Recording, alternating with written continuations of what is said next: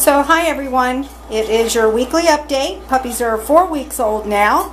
As you can see, they have already started on gruel, but what I'm introducing them to right now is a little bit of water.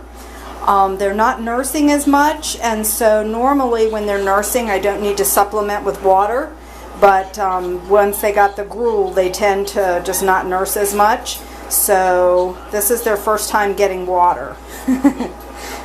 They're a little unsure about it. Of course, they keep stepping in it. And Miss Wings is getting rather excited about it. Yeah, see, they're all getting kind of excited.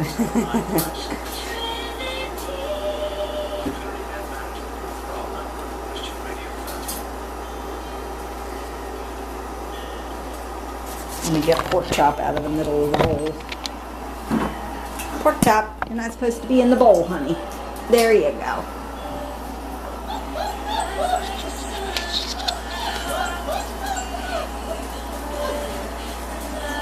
So we're already kind of starting the house training process. As you can see, I have puppy pads down, and they are, for the most part, leaving their bedding to go over and go potty on the puppy pad, just like Miss Wings just did. And so that's the first step from my end, and then when they're old enough to go outside, I'll take those boards down, and actually Asanpi will teach them to go out that doggy door and go outside to go potty. So they will have that association with they're supposed to go outside to go potty, but you know, I can't complete the house training process in advance of you picking them up. You'll have to continue with it once you get them. And just show them where at your house they'll need to go potty. So you'll want to have a designated area that you'll keep taking them back to go to the bathroom. So a little bit of an update on personalities. Mr. Pork Chop is absolutely wonderful.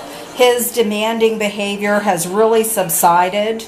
I think what may have also been occurring, of course puppies are demanding, period. He was just a little more vocal about his opinions.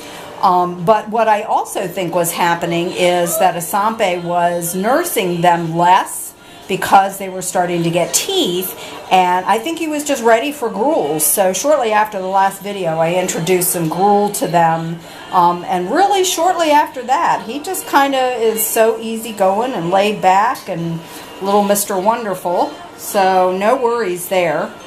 The little Asanpi look-alike male, let me see if I can find him. Here he is, this little guy. If you notice also, he has a heart-shaped white mark on his forehead. Let me see if I can get it. There you go. Yeah, so beautiful little heart-shaped marking on his forehead.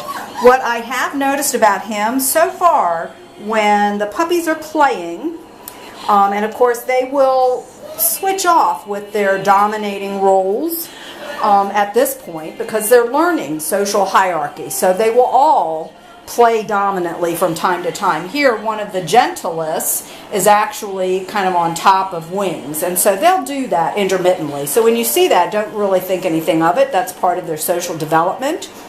What I am noticing from him, though, the Asanpi look-alike male with the heart on his head, what I'm noticing from him is I get a growl, and he's really the only one doing that.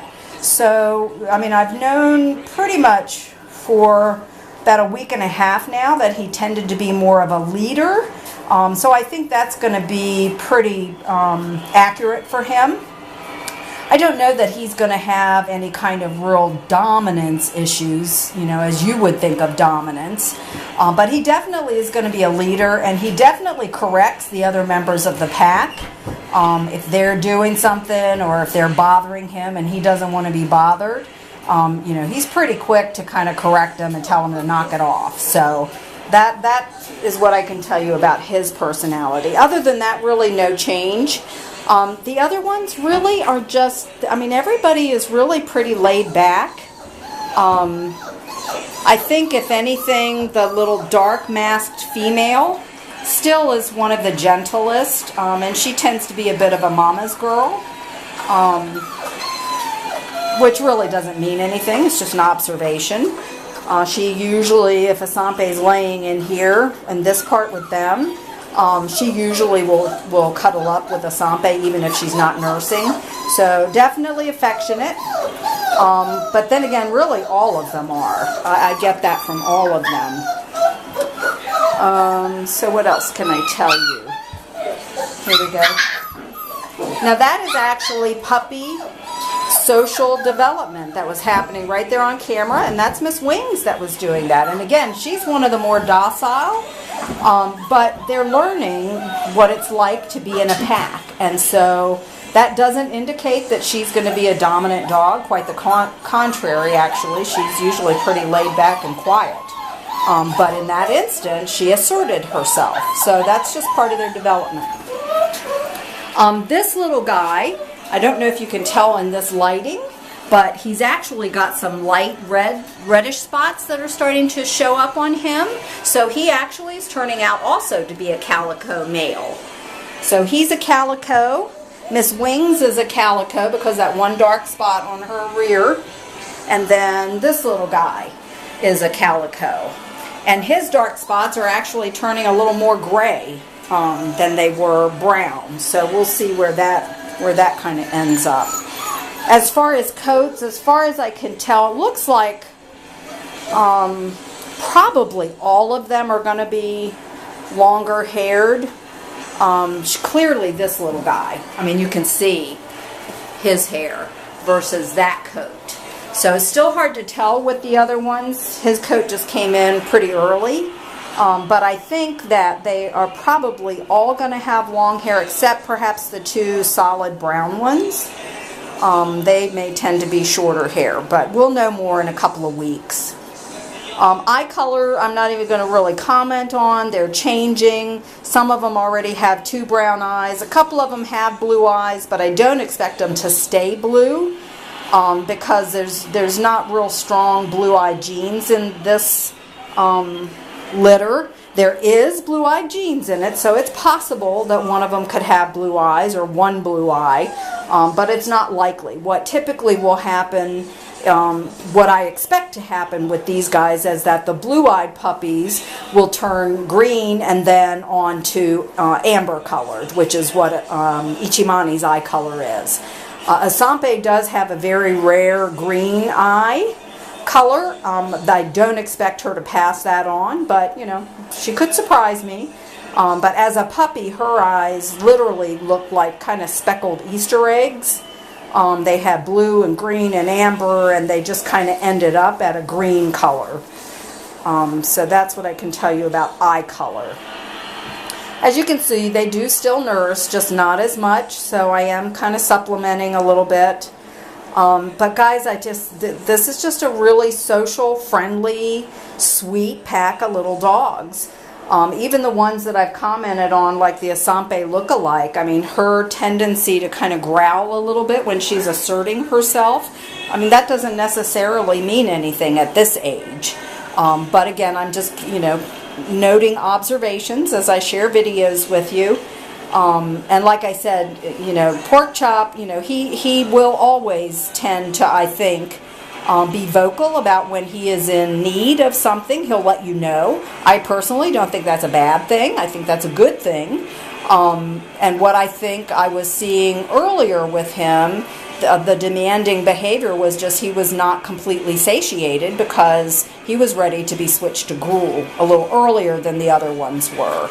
So once I switched him, he seemed to just level out and do fine. I don't know if you can see what's going on here, but that's the dark masked female and then the darker calico male kind of playing over Asanpi.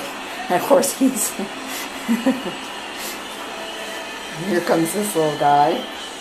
And Miss Wings is actually over here napping.